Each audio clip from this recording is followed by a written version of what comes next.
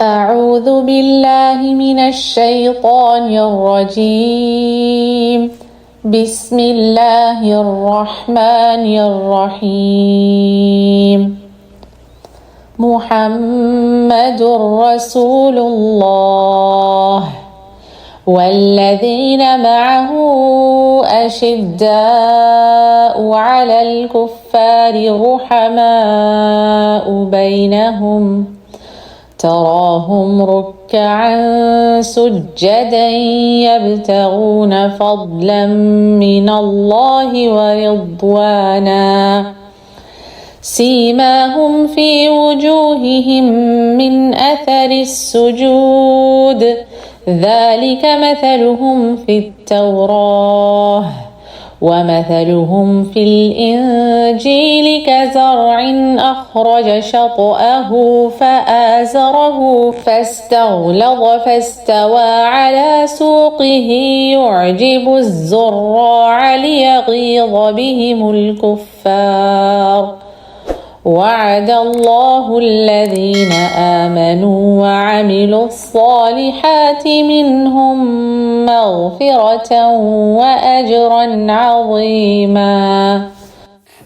اعوذ باللہ من الشیطان الرجیم. بسم اللہ الرحمن الرحیم. رب اشرح لی صدری ویسر لی امری واحلل عقدۃ من لسانی یفقہوا قولی. ربنا زدنا علما اللہم فقہنا فی الدین. ربی یسر ولا تعسر وتمم بالخیر. اللہم صلی علی محمد وعلی آل محمد کما صلیت علی ابراہیم وعلی آل ابراہیم انک حمید مجید. اللہم بارک علی محمد وعلی آل محمد کما بارکت علی ابراہیم وعلی آل ابراہیم انک حمید مجید. الحمدللہ کچھ کلاسز سے ہم حضرت علی رضی اللہ تعالیٰ عنہ کے بارے میں پڑھ رہے تھے، اور لاسٹ کلاس میں ہم نے شروع کیا تھا کہ حضرت علی رضی اللہ تعالیٰ عنہ کے مناقب اور صفات ان کی کیا تھیں، کیا خوبیاں تھیں ان کے اندر، ان کے بارے میں مختصراً ہم نے پڑھا تھا. آج بھی انشاءاللہ اسی سلسلے کو بڑھاتے ہوئے چند مزید چیزیں اس کے بارے میں اور پڑھیں گے، اور ان کے وہ ارشادات، وہ اقوال جو بہت ہی زیادہ سبق آموز ہیں. جیسے پچھلی کلاس میں ہم نے طلب علم، علماء، طالب علم کے بارے میں ان کے اقوال کو پڑھا تھا، تو آج مزید کچھ چیزوں کے بارے میں ان کے اقوال کو ہم انشاءاللہ دیکھیں گے اور اس سے اپنے لیے عمل کی باتیں اخذ کریں گے. سیدنا علی رضی اللہ تعالیٰ عنہ نے اس علم کی اہمیت اس طرح اجاگر فرمائی ہے. فرماتے ہیں اے علم کے طلبگار، عالم کی 3 علامات ہیں. یعنی طالب علم کو مخاطب کرتے ہوئے فرماتے ہیں کہ عالم کی 3 علامات ہیں. پہلی بات کیا ہے؟ اللہ کے بارے میں علم، یعنی اس کو اللہ کے بارے میں علم ہو. دوسری بات کہ اس امر کا علم کہ اللہ کن چیزوں کو پسند کرتا ہے، یعنی اس بات کا اس کو علم ہونا چاہیے. ایک عالم کو اللہ کے بارے میں علم ہونا چاہیے، اس بات کا علم ہونا چاہیے کہ اللہ تعالیٰ کن چیزوں کو پسند فرماتا ہے. اور تیسرا یہ علم کہ اللہ کن باتوں کو ناپسند فرماتا ہے. تو اگر کسی کو ان 3 چیزوں کا علم نہیں تو اس کو عالم کے زمرے میں نہیں رکھا جا سکتا، چاہے وہ کتنا ہی پڑھ لکھ جائے، لیکن یہ 3 چیزیں ایسی ہیں کہ ان کا علم اس کے لیے ضروری ہے. اسی طرح سے فرماتے ہیں کہ اللہ سبحانہ تعالیٰ کے بارے میں، اللہ سبحانہ تعالیٰ کی صفات کے بارے میں حضرت علی رضی اللہ تعالیٰ عنہ فرماتے ہیں، رسول اکرم صلی اللہ علیہ وسلم سے روایت کرتے ہیں کہ انہوں نے فرمایا بلا شبہ اللہ تعالیٰ نرم خو ہے اور نرمی کو پسند کرتا ہے. اللہ تعالیٰ کی صفات میں سے ہے یہ بات کہ بلا شبہ اللہ تعالیٰ نرم خو ہے اور نرمی کو پسند کرتا ہے، اور نرمی پر وہ کچھ عطا فرماتا ہے جو سخت مزاجی پر عطا نہیں کرتا. تو یہ بات بہت ایک سبق لینے کی ہے کہ سخت مزاجی کو اللہ سبحانہ تعالیٰ پسند نہیں فرماتے، وہ خود نرم خو ہیں اور نرمی کو پسند فرماتے ہیں. امیر المومنین حضرت علی رضی اللہ تعالیٰ عنہ کی خدمت میں ایک یہودی آیا. اس نے پوچھا کہ ہمارا رب کب سے تھا، یعنی ہمارے رب کا وجود کب سے تھا. حضرت علی رضی اللہ تعالیٰ عنہ کے چہرے کا رنگ فوراً بدل گیا. فرمایا کہ رب کے بارے میں تھا، یعنی تم تھا کا لفظ کہہ رہے ہو. تو ہم تب کہیں جبکہ تھا تو ہم جب کہیں جبکہ وہ اس وقت جلوہ فرمان نہ ہو، وہ تھا، ہے اور آئندہ کے لیے بھی ہمیشہ ہمیشہ قائم و دائم ہے۔ وہ بغیر کسی کیفیت کے ہے، اس کے بارے میں ابتدا اور انتہا کا کوئی تصور نہیں۔ وہ ہر چیز کی غایت ہے، ہر چیز کی انتہا ہے، یعنی ہر چیز کی ابتدا بھی وہی ہے اور انتہا بھی وہی۔ آپ کا ارشاد سنتے ہی وہ یہودی مسلمان ہو گیا۔ اللہ تعالیٰ کے اسماء و صفات کی معرفت، اس کے معنی پر غور و فکر اور ان پر ایمان اللہ تعالیٰ کی عظمت و محبت کی شکل میں برابر ہوتا ہے، اور یہ محبت اور تعظیم اس کے امر و نہی پر مبنی احکام پر عمل کے لیے ضروری ہے۔ یہی محبت تقاضا کرتی ہے کہ مصائب میں اسی کی پناہ حاصل کی جائے اور حاجات کے وقت صرف اسی سے مانگا جائے، پیش آمدہ مسائل کے حل میں صرف اسی سے مدد کی التجا کی جائے، اور اس کے علاوہ بھی دیگر تمام قلبی عبادات میں اسی کی طرف رجوع کیا جائے۔ تو اللہ تعالیٰ کی جو اسماء و صفات ہیں ان کے بارے میں ہم نے دیکھا کہ ان کا کیا نظریہ تھا اور کس طرح وہ اس بات کو اہمیت دیتے تھے، اور جب تک ہمیں اللہ سبحانہ تعالیٰ کے اسماء و صفات کا پوری طرح سے علم نہیں ہوتا، پوری طرح سے ہم جانتے نہیں اس کے بارے میں، جب تک اس کی عظمت ہمارے دلوں میں اس طرح نہیں آ سکتی جس طرح ہونا چاہیے۔ امیر المومنین سیدنا علی بن ابی طالب نے اللہ تعالیٰ اور بندوں پر اس کی نعمتوں کو یاد دلاتے ہوئے فرمایا، اے اللہ کے بندو، میں تمہیں اس اللہ کا تقوی اختیار کرنے کی وصیت کرتا ہوں جس نے تمہارے لیے مثالیں بیان کی ہیں اور تمہارے لیے وقت اجل یعنی موت کا وقت مقرر فرمایا ہے۔ تمہیں کانوں سے نوازا جو اللہ کے مقصود کو سنتے ہیں، تمہیں آنکھیں عطا فرمائیں، سمجھنے والا دل مرحمت فرمایا۔ اللہ تعالیٰ نے تمہیں بیکار پیدا نہیں کیا، تمہیں کامل ترین نعمتوں سے سرفراز کیا اور مؤثر ترین عطیات سے نوازا۔ تنگی و خوشحالی دونوں حالتوں میں تمہارے لیے جزا تیار کی ہے۔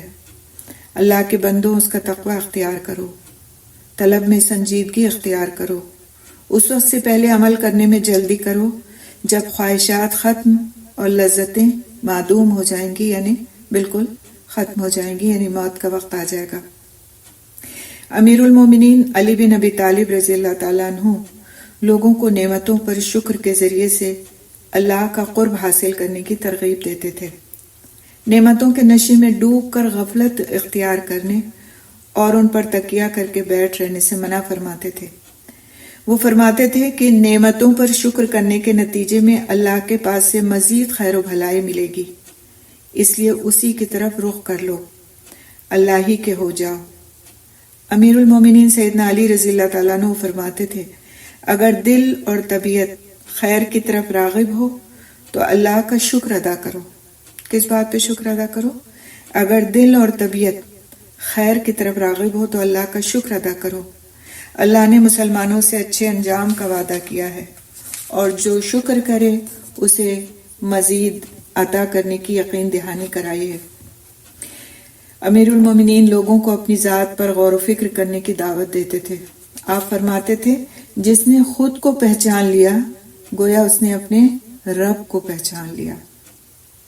جس نے خود کو پہچان لیا اس نے گویا اپنے رب کو پہچان لیا۔ بہت ہی گہرا جملہ ہے یہ۔ قرآن حکیم میں اللہ سبحانہ تعالیٰ جیسا فرماتے ہیں، وَفِي أَنفُسِكُمْ أَفَلَا تُبْصِرُونَ، اور خود تمہارے اپنے وجود میں بہت سی نشانیاں ہیں، کیا پھر تم دیکھتے نہیں؟ یعنی اگر انسان صرف اپنے وجود میں غور و فکر کرے، اپنی ذات میں، اور کہیں ادھر ادھر نہ بھی دیکھے تو اس کو اللہ سبحانہ تعالیٰ کی ایسی نشانیاں نظر آئیں گی کہ اس کو کسی طرح کا کوئی شبہ نہیں رہے گا، اور اس کا شک یقین میں بدل جائے گا کہ اللہ سبحانہ تعالیٰ کی ذات برحق ہے، ہمیشہ سے ہے اور ہمیشہ رہنے والی ہے، اور کامل قدرت اسی کے پاس ہے۔ امیر المومنین حضرت علی رضی اللہ تعالیٰ عنہ فرماتے ہیں، ایمان دل میں ایک سفید نقطے کی صورت میں ظاہر ہوتا ہے۔ جو بندے کے ایمان میں اضافہ ہوتا ہے دل زیادہ سفید ہونے لگتا ہے، اور جو بندے کے نفاق میں اضافہ ہوتا ہے دل کی سیاہی بڑھتی چلی جاتی ہے۔ جب بندہ نفاق میں کامل ہو جاتا ہے تو دل پوری طرح سیاہ ہو جاتا ہے، اور اس کو ہم اور مزید احادیث میں بھی ہم کو یہ بات ملتی ہے کہ ایک گناہ گویا ایک دل پر سیاہ نقطے کی شکل میں ظاہر ہوتا ہے۔ جب امیر المومنین سیدنا علی رضی اللہ تعالیٰ عنہ سے ایمان کے بارے میں سوال کیا گیا تو انہوں نے فرمایا ایمان 4 ستونوں پر قائم ہے۔ ایمان، اسلام کی بات نہیں ہو رہی ہے، اسلام کے تو 5 ستون ہمیں پتہ ہے کہ نماز، روزہ، حج، زکوٰۃ اور سب سے پہلے توحید۔ انہوں نے کیا فرمایا؟ ایمان، یعنی جو دل کی کیفیت کا نام ہے نا ایمان، یہ 4 ستونوں پر قائم ہے۔ پہلا کیا ہے؟ صبر، دوسرا ہے یقین، تیسرا ہے عدل، اور چوتھا ہے جہاد۔ اور اس کے بعد پھر انہوں نے صبر کے 4 حصے بتائے۔ پہلے تو انہوں نے ایمان کے 4 ستون بتائے، پہلا صبر، دوسرا یقین، تیسرا عدل اور چوتھا جہاد۔ پھر انہوں نے صبر کے 4 حصے بتائے کہ صبر انسان کس طرح کر سکتا ہے، کون کر سکتا ہے۔ اس کے 4 حصے بتاتے ہوئے فرمایا پہلا ہے شوق، دوسرا ہے خوف، تیسرا ہے زہد اور چوتھا ہے موت کا انتظار۔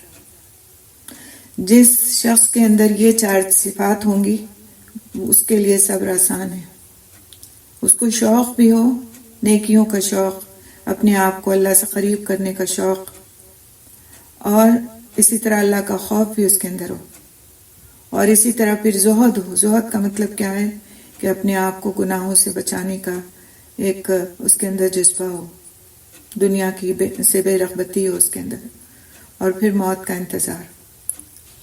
تو جسے جنت کا شوق ہوگا وہ شہوات کو بھول جائے گا، جو جہنم سے خوف رکھے گا وہ محرمات سے اجتناب کرے گا، اور جو دنیا سے بے رغبت ہوگا وہ مصیبتوں کو اہمیت نہیں دے گا، اور جو موت کا انتظار کرے گا وہ بھلائیوں کی طرف تیزی سے رواں دواں ہوگا۔ سبحان اللہ، کتنی حکمت والی بات ہے نا، کہ جو اس میں جو یہ بات ہے کہ جو دنیا سے بے رغبت ہوگا وہ مصیبتوں کو اہمیت نہیں دے گا۔ آج مصیبتیں ہم کو بڑی بڑی کیوں لگتی ہیں، اور اس میں گرفتار ہونا ہم اپنے لیے اذیت کا باعث کیوں سمجھتے ہیں؟ مصیبتوں میں گرفتار انسان ڈپریشن کا شکار کیوں ہو جاتا ہے؟ اس لیے کہ وہ دنیا میں رغبت رکھتا ہے، اور اسی لیے اس کو مصیبت بڑی مصیبت لگتی ہے۔ یہاں پہ فرماتے ہیں جو دنیا سے بے رغبت ہوگا وہ مصیبتوں کو اہمیت نہیں دے گا۔ یہی بات ہے نا کہ جو شخص آخرت کو یاد رکھے گا، بڑا مسئلہ جو کہ بڑا مسئلہ ہے، تو اسے چھوٹے مسائل جو کہ دنیا کے مسائل ہیں، مسائل لگیں گے نہیں، اور ان کو حل کرنا اس کے لیے آسان ہو جائے گا۔ اسی طرح کل میں سن رہی تھی ایک لیکچر، اس میں یہ بات تھی کہ مصیبت کے وقت گھبرا جانا زیادہ بڑی مصیبت ہے۔ مصیبت کے وقت گھبراہٹ کا شکار ہو جانا زیادہ بڑی مصیبت ہے، یعنی وہ گھبراہٹ جو ہے نا وہ انسان کو مزید مصیبت میں مبتلا کر دیتی ہے۔ اور پھر یہ کہ جو موت کا انتظار کرے گا وہ بھلائیوں کی طرف تیزی سے رواں دواں ہوگا۔ اسی طرح انہوں نے بتایا کہ یقین کے بھی 4 حصے ہیں۔ 4 چیزیں انہوں نے بیان فرمائی تھی نا کہ ایمان 4 ستونوں پر قائم ہے، صبر، یقین، عدل اور جہاد۔ وہ فرماتے ہیں یقین کے بھی 4 حصے ہیں۔ پہلا کیا حصہ ہے؟ پہلا حصہ ہے ہوش مندی، یعنی انسان ہر وقت ویجیلنٹ رہے، ہوش مندی۔ دوسری بات ہے بصیرت، تیسری بات ہے دانائی، اور چوتھی ہے عبرت پکڑنا اور پہلے لوگوں کی سنت۔ پہلا ہے ہوش مندی، یعنی ویجیلنٹ رہنا، ہر وقت اپنے ہوش و حواس کے ساتھ رہنا، یعنی کہ غفلت کا شکار ہے، بس گزر رہی ہے، سو گزر رہی ہے، زندگی گزر ہی جائے گی، اس طرح نہیں، بلکہ ہوش مندی کے ساتھ بولیں تو ہوش مندی کے ساتھ، معاملہ کریں تو ہوش مندی کے ساتھ، کسی کے ساتھ کسی طرح کے بھی معاملات ہوں، بول چال کے تعلق کے، لین دین کے تعلق کے، شادی بیاہ کے تعلق کے، کسی بھی طرح کے، تو اس میں انسان ہوش مندی سے کام لے۔ اور ہوش مندی کیا ہے اس میں عقل مندی بھی شامل ہے اور ہوش و حواس اور شعور کے ساتھ کسی کام کو کرنا بھی شامل ہے۔ دوسرے بصیرت کے ساتھ، تو بصیرت کا مطلب کیا ہے کہ بہت گہرائی کے ساتھ ان ڈیپتھ ان چیزوں کا جائزہ لیتے ہوئے۔ ایک ہے بصارت جو ہم دیکھتے ہیں ظاہر کی آنکھ سے، جو ہماری آنکھ دیکھتی ہے، ہر چیز کو ہماری آنکھ دیکھتی ہوتی ہے جو بھی ہمارے سامنے آتا ہے، اور ایک ہے بصیرت۔ بصیرت گویا آپ اس کو کہہ لیں دل کی آنکھ، کہ اس کو بصیرت جس میں ہوتی ہے وہ ان چیزوں کی بھی گہرائی کو پا لیتا ہے جو اس کو عام لوگوں کی نظریں نہیں دیکھ رہی ہوتی۔ مثال کے طور پر عام لوگوں کی نظریں کیا دیکھتی ہیں؟ ایک پھول ہے، خوبصورت ہے، خوش رنگ ہے، خوشبو ہے اس میں، لیکن ایک بصیرت والا شخص جب اس پھول کو دیکھتا ہے تو وہ یہ غور کرتا ہے کہ اس کا بنانے والا کون ہے، وہ خالق کتنی عظمت والا ہے جس نے اس خوش رنگ پھول کو بنایا، اس کی قدرت کتنی بڑی ہے، کتنی کامل قدرت ہے، کوئی انسان اس جیسا کچھ نہیں بنا سکتا۔ تو یہ بصیرت ہے جو انسان کے دل کی آنکھ ہے۔ دل میں جب اس کے یقین کی کیفیت ہوتی ہے اور اللہ تعالیٰ کی بزرگی اور بڑائی اس کے دل کے اندر ہوتی ہے، تب یہ بصیرت پیدا ہوتی ہے۔ اور اسی طرح پھر دانائی یعنی سمجھداری، اور پھر اسی طرح عبرت پکڑنا اور پہلے لوگوں کی سنت۔ پہلے لوگوں کی سنت سے کیا مراد ہے کہ صحابہ کرام اور تبع تابعین کے جو طور طریقے تھے، جو ان کے اقوال اور افعال تھے، ان کو دیکھنا اور جو حالات حاضرہ ہیں ان سے عبرت پکڑنا، یا جو قومیں گزر چکی ہیں ان کے ساتھ جو عذاب کے معاملات پیش آئے اور اسی طرح کے دوسرے معاملات جو ان کی تباہی کا باعث بنے، اس سے عبرت پکڑنا کہ ہم کو ویسا نہیں کرنا، ویسا نہیں بننا، ورنہ ہمارے ساتھ بھی وہ معاملہ ہو سکتا ہے۔ تو جو ہوش مندی اور بصیرت سے کام لے گا، دانائی کھل کر اس کے سامنے آ جائے گی، اور جب دانائی واضح ہوگی تو وہ عبرت کو پہچان لے گا، اور جو عبرت کو جان لے گا وہ اولین میں شمار ہونے لگے گا۔ اسی طرح عدل کے بھی انہوں نے 4 حصے بتائے: گہرا فہم یعنی بہت خوب سمجھداری، گہرا علم یعنی خالی سطحی علم نہیں بلکہ ان ڈیپتھ نالج، فیصلہ کن صلاحیت یعنی کسی بھی فیصلے کو کرنے کی صلاحیت، اور حلم و بردباری میں رسوخ۔ حلم اور بردباری یعنی سمجھداری کے ساتھ، سنجیدگی کے ساتھ کسی بات کو لینا اور اس کو سمجھنا، اور اس میں رسوخ یعنی اس کا کامل ہونا۔ تو جو فہم سے کام لے کر علم کی گہرائی تک پہنچ پائے گا، اور جو علم کی گہرائی تک پہنچ جائے وہ فیصلہ کرنے کے ضابطے میں جان لے گا، فیصلہ کرنے کے ضابطے جان لے گا، اور جو بردباری سے کام لے گا وہ معاملات زندگی میں افراط و تفریط کا شکار نہیں ہوگا۔ یعنی جو سنجیدگی سے کسی معاملے کو دیکھے گا تو وہ نہ کسی معاملے میں بہت زیادہ ایگزیجریٹ کرے گا، اور نہ کسی معاملے کو جس درجے کا وہ معاملہ ہے اس سے کم درجے ملے گا، اور لوگوں کے مابین قابل تعریف حالت میں زندگی بسر کرے گا۔ کیسے زندگی بسر کرے گا لوگوں کے درمیان؟ قابل تعریف حالت میں۔ تو اس قابل تعریف حالت میں اپنے آپ کو لانے کے لیے اسے محنت کیا کرنی ہے؟ یقین اس کا پختہ ہونا چاہیے، علم اس کا پختہ ہونا چاہیے، شعور سے اسے کام لینا چاہیے، عبرت والی زندگی، اسے عبرت پکڑنا چاہیے، عبرت والے واقعات سے اسے اپنے پہلوں کے واقعات سے سبق لینا چاہیے اور ان کی اتباع کرنا چاہیے اچھے معاملات میں۔ اسی طرح سے اس کے اندر فیصلے کی صلاحیت ہو، سنجیدگی ہو، شعور ہو، تو ایسا انسان پھر افراط و تفریط کا شکار نہیں ہوگا۔ افراط و تفریط کا مطلب کیا ہے کہ کسی چیز میں حد سے بڑھ جانا، یا پھر جو لیمٹس اللہ تعالیٰ نے رکھی ہیں ان سے کم درجے میں کام کرنا۔ مثال کے طور پر کوئی ساری رات نماز پڑھے، سارا دن نماز پڑھے، اور تفریط کا مطلب کیا ہے کہ کوئی نماز ہی نہ پڑھے۔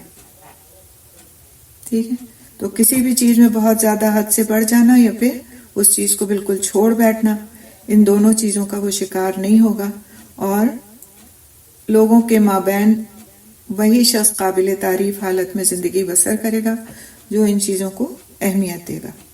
اسی طرح انہوں نے جہاد کے بھی 4 حصے بتائے: امر بالمعروف، نہی عن المنکر، ہر موقع پر سچائی اختیار کرنا اور فاسقوں سے دشمنی۔ جو نیکی کا حکم دے گا وہ مومنوں کو تقویت پہنچائے گا، اور جو لوگوں کو برائی سے روکے گا وہ منافقوں کی ناک خاک آلود کرے گا۔ اور جو سچائی اختیار کرے گا گویا اس نے اپنی ذمہ داری ادا کی، اور جس نے فاسقوں سے دشمنی کی، فاسق یعنی نافرمانوں سے، اور اللہ کے خاطر ان سے ناراض ہوا تو اللہ قیامت کے روز اسے راضی کرے گا۔ امیر المومنین نے تقوی کا مطلب بیان کرتے ہوئے فرمایا، معصیت پر اصرار نہ کرنا، یعنی نافرمانی اور گناہ پر اصرار نہ کرنا، اور اطاعت سے دھوکہ نہ کھانا۔ آپ نے تقوی کی یہ ڈیفینیشن شاید نہیں سنی ہوگی اب تک جو انہوں نے بتائی۔ معصیت پر اصرار نہ کرنا، تقوی کیا ہے کہ گناہ پر انسان اصرار نہ کرے۔ اصرار کرنے کا مطلب کیا ہے کہ اس کو مستقلاً اس طرح اپنی زندگی کا حصہ نہ بنا لے کہ گویا اس کے بغیر وہ رہ ہی نہیں سکتا۔ معصیت پر اصرار نہ کرنا اور اطاعت سے دھوکہ نہ کھانا، کہ اللہ کی اطاعت اگر وہ کر رہا ہے تو وہ اپنے آپ کو کوئی بڑی چیز سمجھنے لگ جائے۔ یہ دونوں کوالٹیز کا پیدا کرنا ضروری ہے اگر انسان متقی بننا چاہتا ہے۔ مزید فرمایا، تقوی ذات جلیل سے خوف، اللہ کے نازل کردہ احکام پر عمل، تھوڑے پر قناعت، اور دنیا سے کوچ کی تیاری کا نام ہے۔ کس چیز کا نام ہے تقوی؟ اللہ تعالیٰ کے خوف، اللہ تعالیٰ کے نازل کردہ احکام پر عمل، تھوڑے پر قناعت، یعنی تھوڑا ملا ہے تو اس سے بھی انسان سیٹسفائی رہے، کیونکہ جب سیٹسفیکشن نہیں ہوتا نا کسی چیز سے تو پھر اور کی طلب بڑھتی چلی جاتی ہے، اور جب انسان سیٹسفائی ہو جاتا ہے، مطمئن ہو جاتا ہے، تو پھر وہ نیکی کے کاموں پر توجہ کرنے کے لائق ہو جاتا ہے۔ اور کیا آخری چیز انہوں نے بتائی؟ دنیا سے کوچ کی تیاری کا نام ہے۔ 4 چیزیں بتائیں انہوں نے تقوی کے لیے: اللہ کا خوف، اللہ کے نازل کردہ احکامات پر عمل، تھوڑے پر قناعت، اور دنیا سے کوچ کی تیاری۔ تقوی کی ترغیب دیتے ہوئے امیر المومنین سیدنا علی رضی اللہ تعالیٰ عنہ نے جو اہتمام کیا، فرد اور معاشرے دونوں پر اس کے اثرات اور ثمرات مرتب ہوئے، اور اس میں سے کچھ کو ہم دیکھیں گے کہ انہوں نے تقوی کی ترغیب خالی زبانی الفاظ میں نہیں دی، خالی زبانی کلامی نہیں دی، بلکہ اس پر عمل کر کے دکھایا، اور ان کے اس عمل کے نتیجے میں ایک صالح معاشرہ وجود میں آیا، ایک ایسی سوسائٹی وجود میں آئی جس میں متقین لوگ تھے، اور جس میں صالحین لوگ تھے، اور جو اللہ تعالیٰ کے احکامات کی پابندی کرنے والے اور اس کی دعوت دینے والے لوگ تھے۔ سیدنا علی رضی اللہ تعالیٰ عنہ فرماتے ہیں کہ ہر شخص کا جانی اور مالی نفع اور نقصان آسمان سے ایسے ہی نازل ہوتا ہے جیسے آسمان سے بارش برستی ہے، لہٰذا جس شخص کا مالی یا جانی نقصان ہو جائے اسے اس مصیبت کو اپنے لیے فتنہ اور آزمائش نہیں بنا لینا چاہیے، بلکہ مسلمان کو اللہ تعالیٰ سے 2 خوبیوں میں سے ایک کی امید رکھنا چاہیے۔ جو کچھ اللہ تعالیٰ کے خزانوں میں ہے وہی اس کے لیے بہتر ہے، یا تو اللہ تعالیٰ اسے مال و دولت سے نواز دیں اور وہ مال و دولت اور اہل و عیال کے ساتھ اپنے دین کی حفاظت کرتا ہوا زندگی گزار لے، یا ان چیزوں کی کمی کے ساتھ آخرت کی نعمتوں کا وارث بن جائے، اور آخرت تو سراسر خیر ہے اور ہمیشہ باقی رہنے والی ہے۔ یہ بھی بہت خوبصورت ان کا قول ہے کہ انسان کو اپنے مقدر پر یقین ہونا چاہیے کہ جو کچھ اس کے مقدر میں ہے، مالی نفع نقصان، وہ اس کو مل کر رہے گا، اور اگر اس دنیا میں ملتا ہے اور عافیت سے وہ زندگی گزارتا ہے تو بھی اس کے لیے خیر ہے، اور اگر اس دنیا میں نہیں ملتا تو آخرت میں اس کے لیے وہ ذخیرہ جمع ہے اور اس کو وہاں ملے گا جہاں پھر ہمیشگی کی زندگی ہے۔ فرماتے ہیں کھیتی 2 قسم کی ہے، ایک کھیتی دنیا کے مال و دولت اور تقوی کی ہے، اور دوسری آخرت میں باقی رہنے والے نیک اعمال کی ہے۔ کھیتی 2 قسم کی ہے، ایک تو مال و دولت اور تقوی کی کھیتی ہے، اور دوسری آخرت میں باقی رہنے والے نیک اعمال کی ہے، اور کبھی اللہ تعالیٰ خوش نصیبوں کو دونوں ہی عطا فرما دیتا ہے۔ کچھ لوگ ایسے ہوتے ہیں کہ دنیا میں بھی بہترین کام کر کے جاتے ہیں اور دنیا میں بھی بہترین زندگی، اعمال والی، نیکیوں والی، عزت والی زندگی گزار کے جاتے ہیں، اور پھر آخرت میں بھی اللہ سبحانہ تعالیٰ ان نیکیوں کا ان کو اجر عطا فرماتے ہیں۔ اور اس کی ریزن کیا ہوتی ہے اس اجر کی؟ کہ انہوں نے دنیا میں جو بھی نیکیاں کی ہوتی ہیں وہ صرف اللہ کی رضا کے لیے کی ہوتی ہیں اور ریاکاری کے ساتھ نہیں کی ہوتی، اس لیے ان کی نیکیاں محفوظ اور سنبھلی بھی رہتی ہیں، کیونکہ جہاں ریاکاری آ گئی وہاں پھر وہ نیکیاں ضائع ہو جاتی ہیں۔ تو ایسے لوگ جو ریاکاری کے خاطر نہیں، اللہ کی رضا کے خاطر نیکیاں کرتے ہیں، اللہ سبحانہ تعالیٰ دنیا میں بھی ان کو خیر و برکت ان نیکیوں کے نتیجے میں عطا فرماتے ہیں، اور آخرت میں بھی ان نیکیوں کا ان کو اجر عطا کیا جائے گا۔ امیر المومنین حضرت علی رضی اللہ تعالیٰ عنہ سے پوچھا گیا، سبحان اللہ، مجھے اتنا خوبصورت ان کا یہ قول لگتا ہے، چھوٹا سا قول ہے، آپ بھی غور سے سنیں سے۔ امیر المومنین علی رضی اللہ تعالیٰ عنہ سے پوچھا گیا، اللہ تعالیٰ اپنے بندوں کی اتنی بڑی تعداد کا حساب کیسے لے گا؟ حساب کی بات ہے نا، تو حساب کیسے لے گا اتنی بڑی تعداد کا؟ تو انہوں نے فرمایا، جس طرح اتنی بڑی تعداد کو رزق عطا فرماتا ہے، یعنی جو رب اس بات پر قادر ہے کہ وہ اتنی بڑی تعداد کو رزق عطا فرما سکتا ہے، اور ہر طرح کا رزق اور ساری زندگی رزق، تو وہ ظاہر ہے وہ اس بات پر بھی قادر ہے کہ وہ ان کا حساب لے۔ تو ہمارا رب قدیر ہے، اس بات پر ہمارا پختہ یقین ہونا چاہیے۔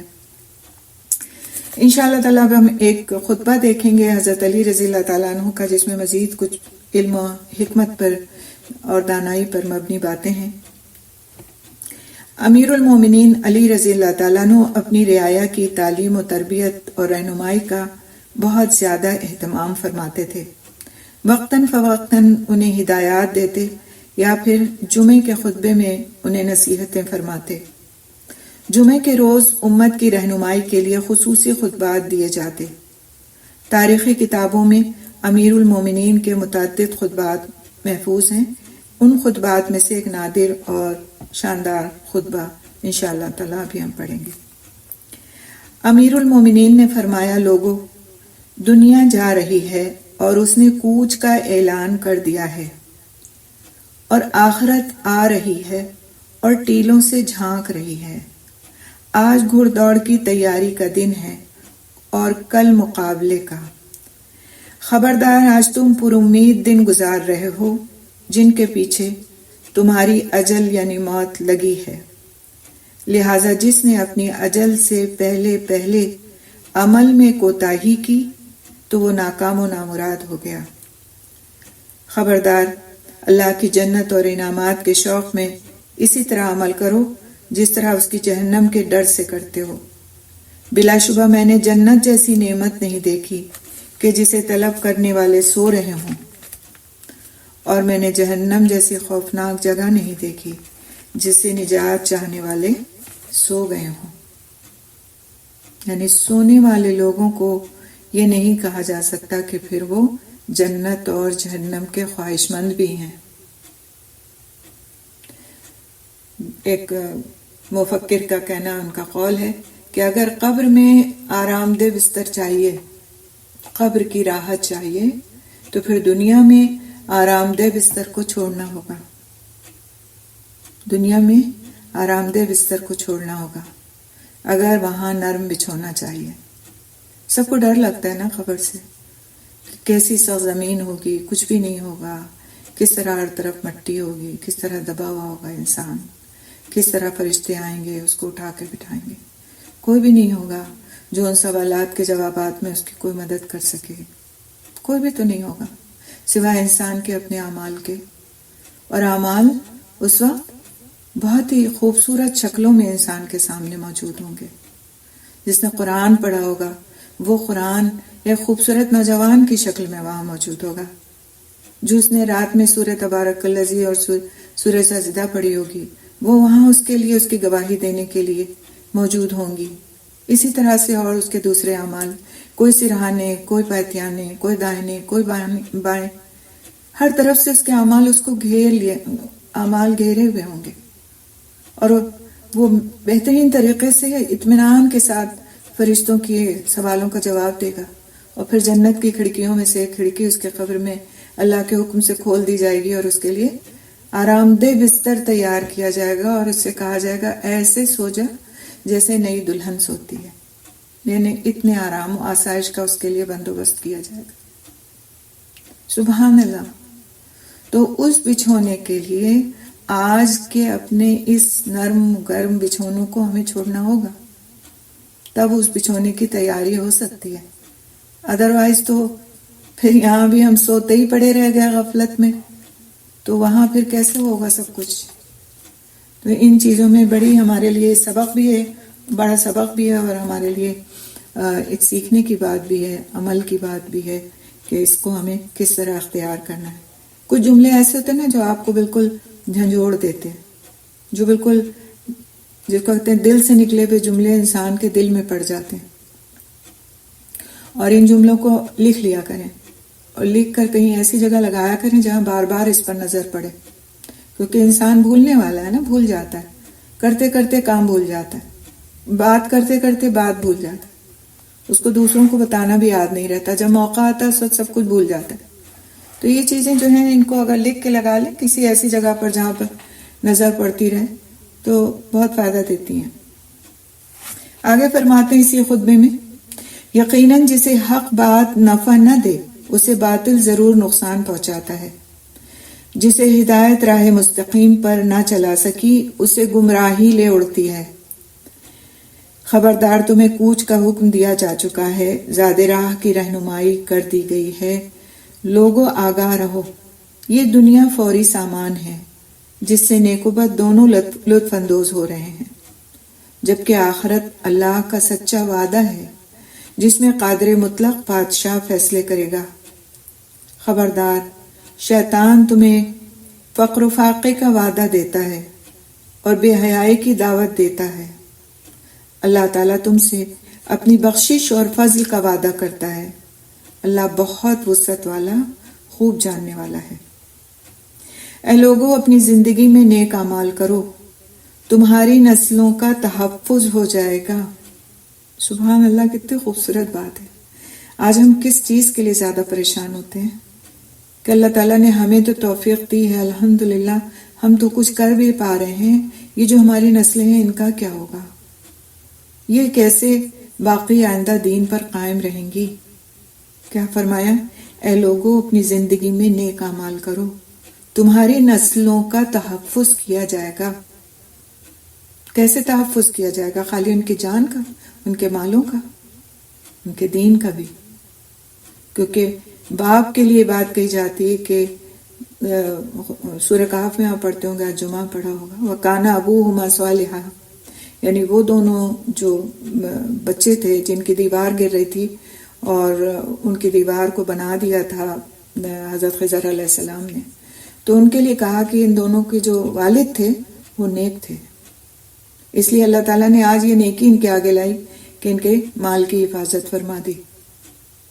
سبحان اللہ، جو باپ کی نیکیاں ہیں اولاد کے آگے آتی ہیں، ایسا نہیں کہ ماں کی نہیں آتی، والدین کی دونوں کی نیکیاں اولاد کے آگے آتی ہیں، لہٰذا اپنے اعمال کی بھی ہمیں فکر کرنا چاہیے بچوں کے اعمال کے ساتھ ساتھ، کیونکہ بچے ہم سے ہی سیکھتے ہیں نا، ہم ہی کو دیکھتے ہیں نا، سب سے بڑا رول ماڈل بچوں کے لیے ان کے والدین ہوتے ہیں۔ والدین کو اگر وہ غیبتیں کرتے، چغلیاں کرتے، وقت ضائع کرتے، بہتان بازی کرتے، ادھر ادھر میں لایانی باتیں کرتے دیکھتے ہیں دنیا میں، تو پھر وہ کیا کرتے ہیں؟ وہی کچھ سیکھتے ہوتے ہیں۔ اور اگر والدین کو وہ دیکھتے ہیں نیک کاموں میں لگا ہوا تو ان کے اندر وہی جذبے پروان چڑھتے ہیں، اور جو بات اگر صرف زبان سے کہی جائے اور کیا کر کے نہ دکھائی جائے تو کیا وہ بات اثر رکھتی ہے؟ وہ والدین جو نماز نہ پڑھتے ہوں اپنے بچوں سے کہیں نماز پڑھو تو کیا بچے پڑھ لیں گے؟ نہیں پڑھیں گے، وہ بھی ادھر ادھر کر کے آ جائیں گے، آپ سے کہہ دیں گے ہاں پڑھ لی ہم نے نماز۔ تو انسانوں کے ساتھ سچا رہنے سے پہلے ہمیں اپنے آپ اور اپنے رب سے سچا رہنے کی ضرورت ہے کہ ہم سچائی کو اپنی زندگی کا حصہ بنائیں۔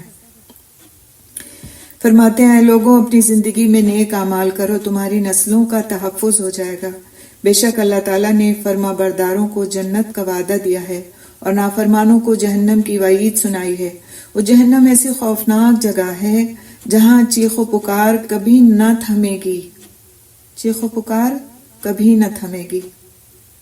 سوچے کہ کوئی چیخ ہو، پکار ہو، کوئی ایسی آواز ہو جو آپ کے کانوں کو بہت بادر کر رہی ہو، کیا دل چاہتا ہے بس ختم کر جائے، آواز بند ہو جائے، آواز، کان پھٹے جا رہے ہیں اس آواز کے مستقل آنے سے۔ کبھی لاؤڈ اسپیکر پر کوئی چیزیں ایسی بج رہی ہوتی ہیں بازاروں میں اور آپ وہاں سے گزر رہے ہوتے ہیں تو کیا دل چاہتا ہے کہ بس جلدی سے گزر جائیں اس جگہ سے کہ یہ آواز کان میں نہ آنے پائے۔ اکثر ایسے ہوتا ہے۔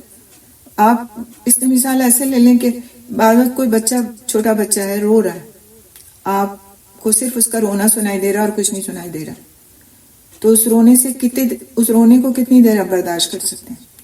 ہر ممکن کوشش ہوتی ہے کہ کسی طرح وہ بچہ خاموش ہو جائے، کیوں؟ وہ آواز ہمارے کانوں کو ناگوار لگ رہی ہوتی ہے، اس سے دل میں گھبراہٹ اور بے چینی پیدا ہو رہی ہوتی ہے۔ اور یہاں پر کیا بات کہی جا رہی ہے؟ جہنم ایسی خوفناک جگہ ہے جہاں چیخ و پکار کبھی نہ تھمے گی۔ اللہ تعالیٰ ہم سب کو محفوظ فرما لے۔ خالی اگر ہم اسے ایک بات کو سوچ لیں نا تو ہماری روح کانپ جائے کہ ایسی جگہ جہاں چیخ و پکار کبھی نہیں تھمے گی، اس میں قید کبھی رہائی نہ پائے گا، جس کے نقصان کا کوئی ازالہ نہیں، بھڑکتی بھی آگ نہایت گہری ہے اور اس میں مشروب زخمیوں کی پیپ ہے۔ اللہم احفظنا، اللہم احفظنا، اللہم احفظنا۔ اللہ تعالیٰ محفوظ رکھے، اللہ تعالیٰ واقعی ہمیں ان چیزوں کی حقیقت کا یقین ہمارے دلوں میں پیدا کر دے تاکہ ہم اپنے اعمال کو درست کر سکیں۔ حضرت علی بن ربیعہ الوالبی سے روایت ہے کہ حضرت علی رضی اللہ تعالیٰ عنہ کے پاس ابن النباہ آیا، ایک شخص آیا اور کہنے لگا، اے امیر المومنین، مسلمانوں کا بیت المال سونے اور چاندی سے بھر گیا ہے۔ یہ سن کر انہوں نے فرمایا، اللہ اکبر۔ پھر ابن النباہ کے ساتھ ٹیک لگاتے ہوئے کھڑے ہو گئے، پھر بیت المال میں آن کھڑے ہوئے اور فرمایا، اے ابن النباہ، کوفے کے لوگوں کو میرے پاس بلاؤ۔ لوگوں کو منادی کر کے بلایا گیا، لوگ آ گئے تو سیدنا علی رضی اللہ تعالیٰ عنہ نے بیت المال میں جو کچھ تھا سب تقسیم کر دیا۔ آپ لوگوں کو رقوم، سونا اور چاندی دیتے جاتے تھے اور ساتھ ساتھ فرماتے جاتے تھے، اے سونا اور چاندی کسی اور کو دھوکہ دینا، آپ نے، یعنی کہ مجھے تم دھوکہ نہیں دے سکتے۔ آپ نے کوئی درہم چھوڑا نہ کوئی دینار، سب کچھ بانٹ دیا۔ پھر بیت المال کو صاف کرایا اور اس میں 2 رکعت نماز ادا کی۔ حضرت علی رضی اللہ تعالیٰ عنہ بیت المال میں جھاڑو پھیر دیتے تھے، یعنی کہ بالکل خالی کر دیتے تھے، اور پھر وہیں نماز ادا کرتے تھے اور اسے مسجد کا مقام دے دیتے تھے، اس امید پر کہ قیامت کے دن وہ ان کے حق میں گواہی دے، یعنی وہ جگہ جہاں پر عبادت کی جائے گی وہ انسان کے لیے قیامت کے دن گواہی دے گی کہ اس شخص نے میرے یہاں پر اللہ سبحانہ تعالیٰ کی عبادت کی تھی۔ اس لیے ہمارا عمل کیا ہونا چاہیے کہ نماز جہاں کہیں بھی پڑھنے کو ملے اس میں ہمیں چوکنا، ہچکچانا، شرمانا نہیں چاہیے۔ چاہے بازار میں نماز کا وقت آ جائے تو بازار میں، کہیں بھی آ جائے نماز کا وقت، ہم گھومنے گئے ہوں، پکنک پہ گئے ہوں، شادی میں گئے ہوں، کہیں تفریح کے لیے نکلے ہوں، نماز کا وقت آ جائے تو نماز پڑھیں اور یہ سوچیں کہ یہ جگہ میرے حق میں گواہ بنے گی، تو پھر ایک شوق آ جائے گا ہماری نماز کے اندر کہ اللہ تعالیٰ نے مجھے یہاں بھی نماز پڑھنے کا موقع دیا اور یہاں بھی نماز پڑھنے کا موقع دیا، اور جو شرم اور جھجک اور ہچکچاہٹ ہے نا، یہ ہمارے دلوں سے نکل جائے گی۔ جو اللہ تعالیٰ موقع دیتا ہے، جو انسان کی نیت ہوتی ہے نا تو موقع ملتے ہیں اس کو، اور یہ زمین کی گواہی بہت بڑی گواہی ہوگی کہ جس طرح زمین اس بات کی بھی گواہی دے گی کہ یہ بندہ میرے اوپر نافرمانی کے کام کرتا تھا، اس کی بھی گواہی دے گی جہاں جہاں نافرمانی کے کام کیے ہوں گے، اور جہاں جہاں اس نے اللہ کی عبادت کی ہوگی، ذکر کیا ہوگا، نماز پڑھی ہوگی۔ کہیں سفر کریں، کہیں سے گزر رہے ہوں، اپنے سفر کو ذکر کا سفر بنائیں، دعاؤں کا سفر بنائیں۔ ٹھیک ہے، آپس میں بات چیت کوئی بری بات نہیں، لیکن کوشش یہ ہو کہ ہمارا زیادہ حصہ سفر کا ان کاموں میں گزرے جو آخرت میں ہمارے لیے ذخیرہ بن جائیں. آپ دیکھیں کہ سفر میں آپ چل رہے ہیں، آپ نے میلوں کا سفر طے کرنا ہے اور آپ اذکار کر رہے ہیں، وہ سارا علاقہ، وہ سارا ایریا جہاں جہاں سے آپ گزر رہے ہیں، سب آپ کا گواہ بنتا جا رہا ہے کہ یہاں سے جب یہ بندہ گزر رہا تھا تو اس نے اللہ کا نام لیا تھا، اللہ کا ذکر کیا تھا. تو ایسے سفر بہت ہی یعنی کہ مبارک سفر ہیں، اور ایسے سفر کے جن کے اندر صرف تفریح کی نیت بھی ہو اور صرف تفریح ہی کی جائے تو پھر حسرت کا باعث ہوں گے ایسے سفر کہ جس میں نہ اللہ کا کوئی ذکر ہے، نہ اس کی کوئی ثنا ہے، نہ کوئی حمد ہے، نہ کوئی فکر ہے، اور صرف لغویات میں وہ سفر گزر رہے. میں نے خود دیکھا کہ ایروپلین میں لوگ بیٹھتے ہیں اور بیٹھنے کے بعد وہ کوئی مووی لگا لیتے ہیں، کوئی ڈرامہ لگا لیتے ہیں، کچھ ڈاؤن لوڈ کر کے لائے ہوتے ہیں وہ لگا لیتے ہیں، پھر کوئی میوزک کے لیے اپنے کانوں میں ہیڈ فونس لگا لیتے ہیں. اور ہماری 13 گھنٹے کی فلائٹس ہوتی ہیں، اور بعض وقت دکھائی یہ دیتا ہے کہ بعض لوگ سوتے بھی نہیں، ان کو پلین میں نیند نہیں آتی، وہ نہیں سوتے ہیں اور وہ بس صرف اور صرف کچھ نہ کچھ دیکھ رہے ہوتے ہیں. اور سوچتی ہوں کہ یہ کتنے بے خوف لوگ ہیں. 1 منٹ لگتا ہے اگر پلین کا کوئی حادثہ ہو جائے نا تو مشکل سے 5 منٹ کے اندر زندگی ختم. کہ ان کو اتنا بھی خوف نہیں کہ یہ حادثہ اس پلین کو بھی پیش آ سکتا ہے. بہت ہی عجیب فیلنگ ہوتی ہے، سمجھ میں نہیں آتا کہ ان کو اس وقت کیسے سمجھایا جائے کہ یہ زندگی کا آخری وقت بھی ہو سکتا ہے. تو جب انسان شعوری زندگی نہیں گزارتا تو پھر اس کی زندگی ایسے ہی لایانی گزرتی ہے، اور جو شعوری زندگی گزارتا ہے وہ بازار جاتے وقت، تو بازار کے دوران، تو پھر بازار سے واپس آتے وقت، ہر وقت اس کی زبان ذکر میں تر ہوتی ہے، اور اللہ سبحانہ تعالیٰ اس کے معاملات کو آسان فرماتے چلے جاتے ہیں. آپ دیکھیے، آپ بعض وقت بازار جاتے ہیں، آپ کے کام فوراً ہو جاتے ہیں، مشکل سے چند منٹ لگتے ہیں، اور آپ کو بہت اچھی ڈیلز بھی مل جاتی ہیں، اور آپ سوچتی ہیں اتنے پیسے آج میرے بچ بھی گئے، اور سارے کام بڑی سہولت سے، اور میں نے تو بڑی اچھی خریداری کر لی.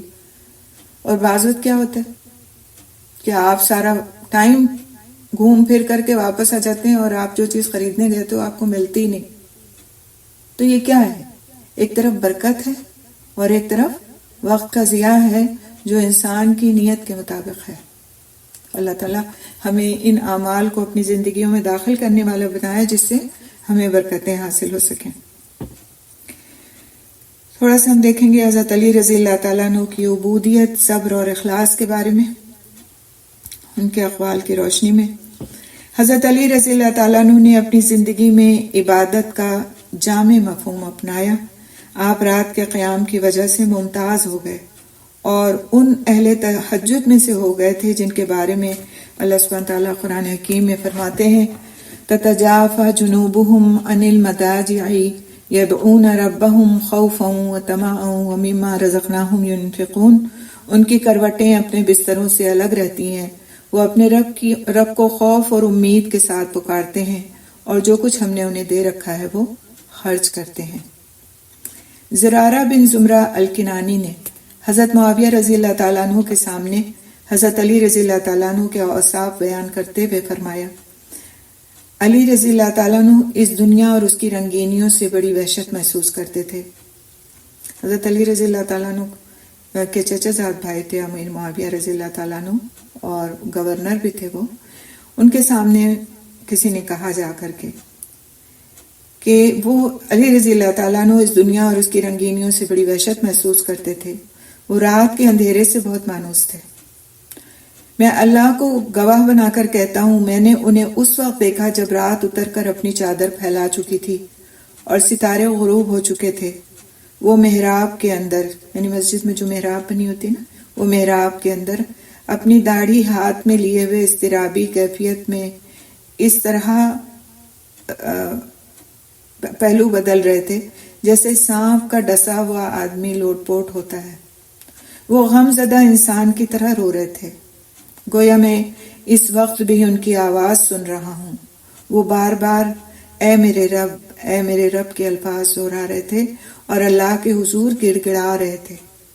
وہ دنیا کو مخاطب کرتے ہوئے فرماتے تھے، دور ہو جا میرے سوا کسی اور کو دھوکہ دے، میں نے تجھے قطعی طلاق دے دی ہے. تیری عمر کم ہے، تیری ہم نشینی حقیر ہے، میری نظر میں تیری کوئی وقت نہیں. زیادہ سفر قلیل ہے، سفر بعید ہے اور راستے وحشتناک ہیں۔ یہ باتیں سن کر حضرت معاویہ رضی اللہ تعالیٰ عنہ کے آنسو نکل پڑے اور وہ اس قدر روئے کہ داڑھی تر ہو گئی۔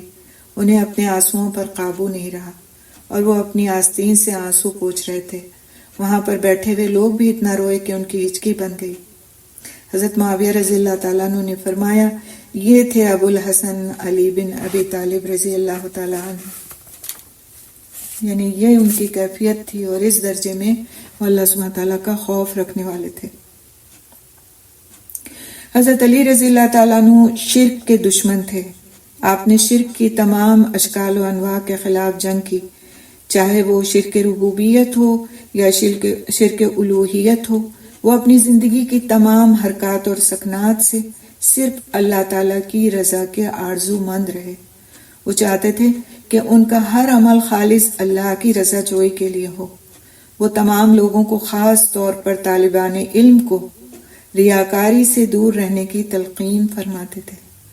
تمام لوگوں کو تو فرماتے تھے ریاکاری سے دور رہنے کی، لیکن طالبان علم کو ریاکاری سے دور رہنے کی تلقین فرماتے تھے۔ حضرت علی رضی اللہ تعالیٰ عنہ نے ایک موقع پر فرمایا، اے حاملین علم، علم پر عمل بھی کرو۔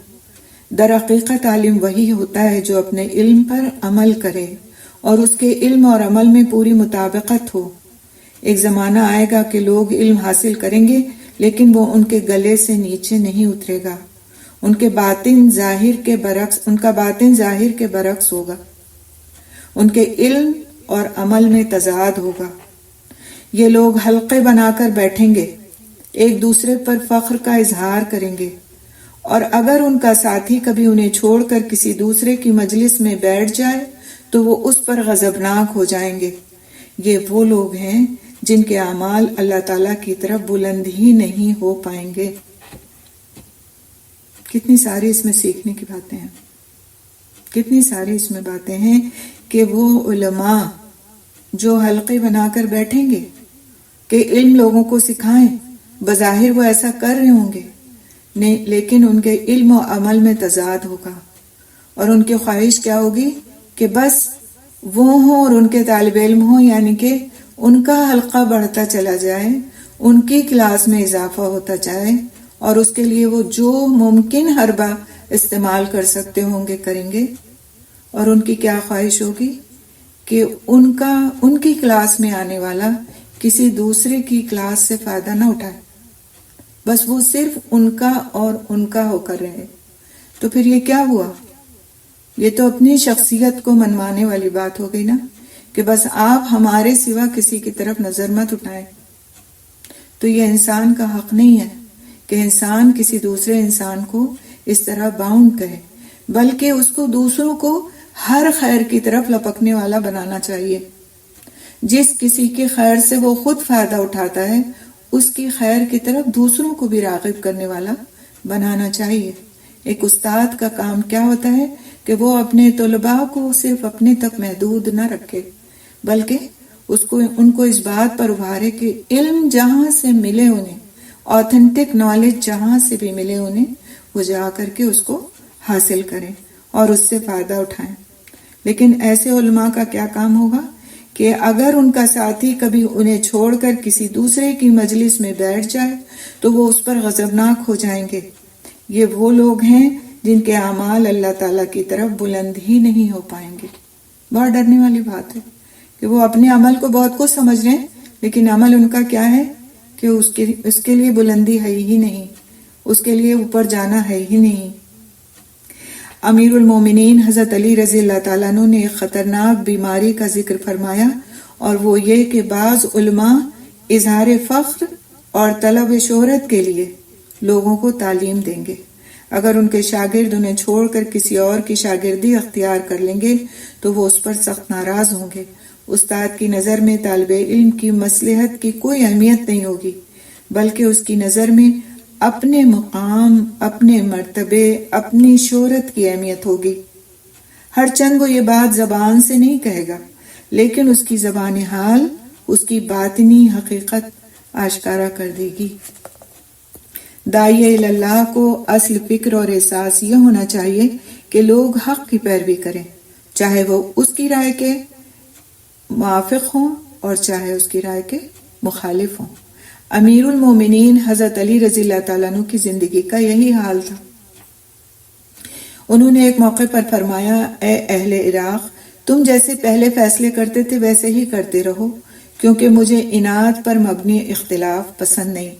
اپنے ساتھیوں کی طرح میری مرتے دم تک انتہائی کوشش یہی ہوگی کہ لوگ اجتماعیت کو نہ چھوڑیں اور اجتماعی زندگی اختیار کریں، یعنی آپس میں متحد رہیں۔ رسول اکرم صلی اللہ علیہ وسلم اعلیٰ اخلاق سے بدرجہ اتم متصف تھے، یعنی آپ کے اندر اخلاق کی سب سے بہترین خوبیاں تھیں۔ آپ صلی اللہ علیہ وسلم نے سیدنا علی سمیت تمام صحابہ کرام کو شکر اور بندگی کے آداب سکھائے۔ یہی وجہ ہے کہ حضرت علی رضی اللہ تعالیٰ عنہ کو جو ہی کسی نعمت کا احساس ہوتا تھا وہ فوراً اللہ تعالیٰ کا شکر ادا کرتے تھے۔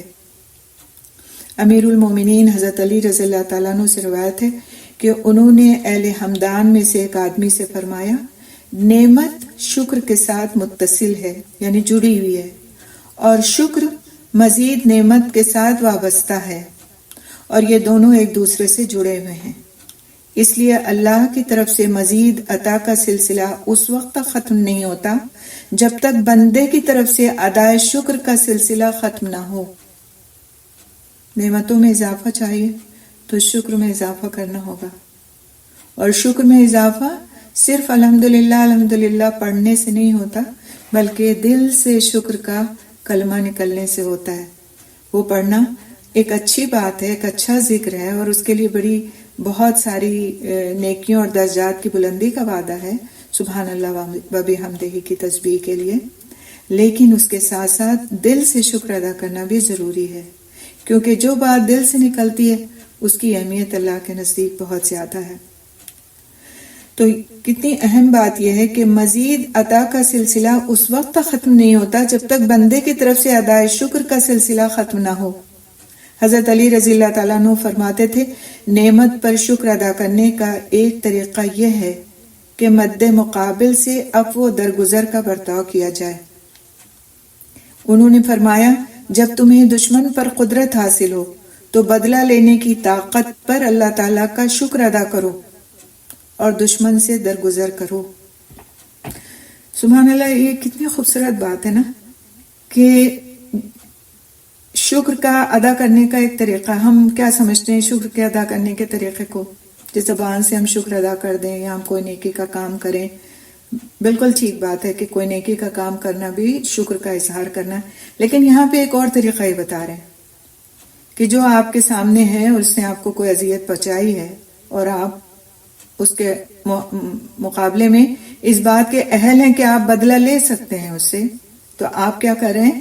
عفو درگزر کا معاملہ کر رہے ہیں۔ یہ بھی شکر کا ایک طریقہ ہے کہ اللہ نے آپ کو طاقت دی تھی، قوت دی تھی، آپ کو وسائل دیے تھے کہ آپ بدلہ لے سکتے تھے، لیکن اللہ تعالیٰ کا شکر ادا کرنے کا، اللہ کا کہ شکر کا اظہار کرنے کے لیے کہ اللہ تو نے دیا تھا جو کچھ مجھ کو دیا ہے، مجھے تو نے طاقت دی، مجھے تو نے قوت دی، مجھے تو نے ہمت دی، مجھے تو نے وسائل دیے، اور میں اپنے اس دشمن کو معاف کرتی ہوں۔ تو یہ بھی شکر کا ایک طریقہ ہے، عفو و درگزر شکر کا ایک طریقہ ہے۔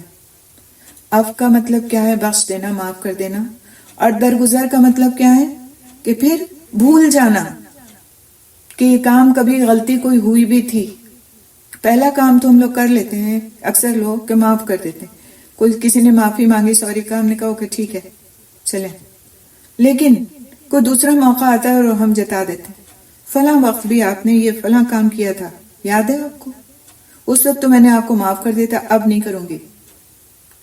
اپنے بچوں سے بھی ہم یہ معاملے کرتے ہیں۔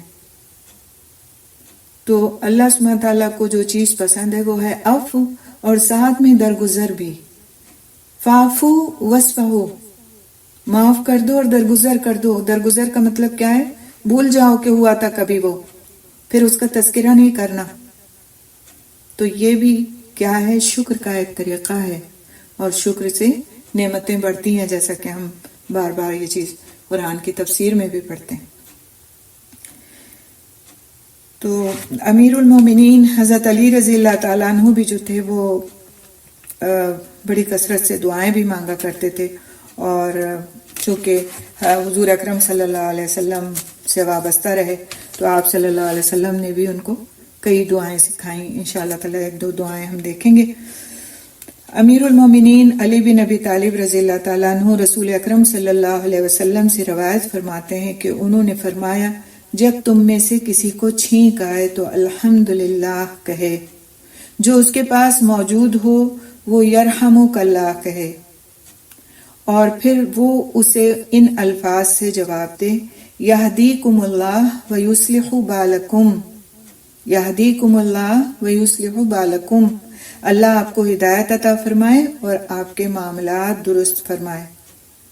اور جو مومن کے حقوق بتائے گئے ہیں، ایک مومن کا دوسرے مومن پر جو حق ہے، وہ 6 حقوق بتائے گئے ہیں. ان میں سے ایک حق یہ ہے کہ کوئی اگر چھینکے تو دوسرا اسے جواب دے، دوسرا اس کا جواب دے. تو یہ عمل حسن اخلاق اور اللہ تعالیٰ کے حضور ادب اختیار کرنے کا ایک بہت ہی شائستہ طریقہ ہے. اسی طرح حضرت علی رضی اللہ تعالیٰ عنہ نے ایک دن ابن عبد سے فرمایا کہ اے ابن عبد، کیا تم جانتے ہو کھانے کا حق کیا ہے؟ عرض کیا ہے، اے ابن ابی طالب آپ ہی بتائیں وہ حق کیا ہے. تو انہوں نے فرمایا تم بسم اللہ پڑھو. پھر کیا پڑھو؟ اللہم بارک لنا فیما رزقتنا پڑھو، یعنی اے اللہ جو تو نے رزق عطا فرمایا ہے اس میں برکت عطا فرما. پھر انہوں نے فرمایا یہ بتاؤ کھانے سے فارغ ہونے کے بعد اللہ تعالیٰ کا شکر کس طرح ادا کرو گے؟ تو میں نے عرض کیا آپ ہی فرمائیں کہ اللہ تعالیٰ کا شکر ادا کرنے کا طریقہ کیا ہے؟ تو انہوں نے فرمایا تم کہو الحمدللہ الذی اطعمنا وسقانا، اور جو آخر تک دعا ہے وجعلنا من المسلمین، یعنی ہر قسم کی تعریف اس اللہ کے لیے ہے جس نے ہمیں کھلایا اور پلایا اور ہمیں مسلمانوں میں سے بنایا. اس کے علاوہ رسول اکرم صلی اللہ علیہ وسلم نے بھی حضرت علی رضی اللہ تعالیٰ عنہ کو ایک دعا کی تلقین فرمائی تھی اور ارشاد فرمایا تھا کہ کسی بھی درپیش مصیبت یا سخت حالات میں یہ دعا پڑھو، لا الہ الا اللہ الحلیم الکریم سبحانہ، تبارک اللہ رب العرش العظیم، الحمدللہ رب العالمین.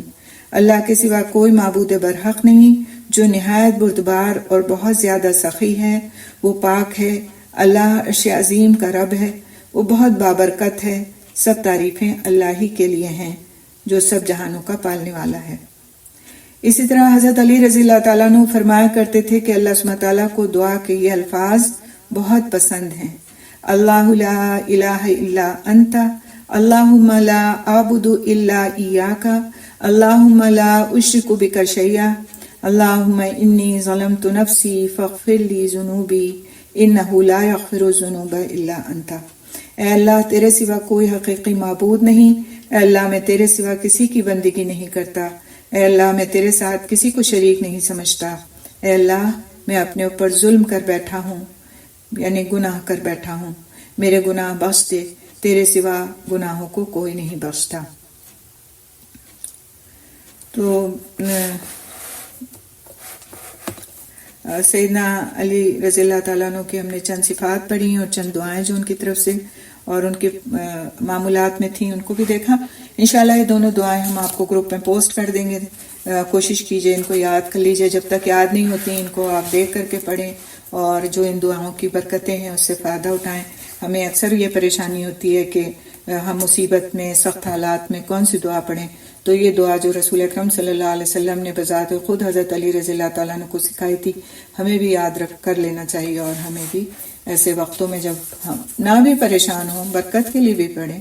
تو جو کوئی بھی عام دنوں میں ایسی دعائیں پڑھتا ہے جس میں اللہ تعالیٰ کی حمد و ثنا ہوتی ہے اور اس سے مانگا جاتا ہے، تو پھر اس کی دعائیں ایسے وقتوں میں بھی قبول کی جاتی ہیں جب وہ مصیبتوں اور پریشانیوں سے گھرا ہوتا ہے.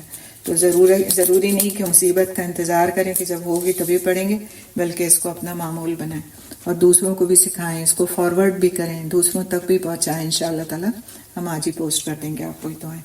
ٹھیک ہے، اس کے ساتھ ہم یہاں پہ رکتے ہیں انشاءاللہ. سبحان اللہ بحمدہ سبحانک اللہم بحمدک نشہد ان لا الہ الا انت نستغفرک ونتوب الیک. السلام علیکم ورحمۃ اللہ وبرکاتہ.